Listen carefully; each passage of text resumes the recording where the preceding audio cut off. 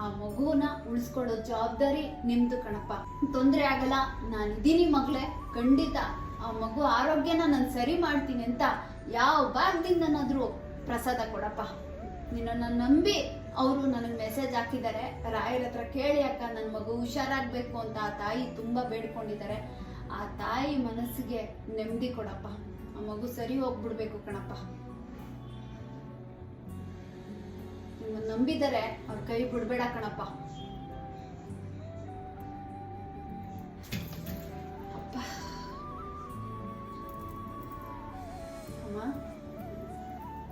ರಾಯರೇ ಥ್ಯಾಂಕ್ಸ್ ಕಣಪ್ಪ. ಅಮ್ಮ, ನಿಮ್ಮ ಮಗು ಹುಷಾರಾಗುತ್ತೆ, ರಾಯರು ಹೂವು ಕೊಟ್ಟಿದ್ದಾರೆ, ಖಂಡಿತ ಬೇಗ ಹುಷಾರಾಗುತ್ತಮ್ಮ. ಒಳ್ಳೇದಾಗ್ಲಿ ನಿಮಗೆ. ರಾಯರು ಪ್ರಸಾದ ಕೊಟ್ಟರು ಅಂದಮೇಲೆ ಖಂಡಿತ ನಿಮ್ಮ ಮಗುಗೆ ಒಳ್ಳೇದಾಗುತ್ತೆ.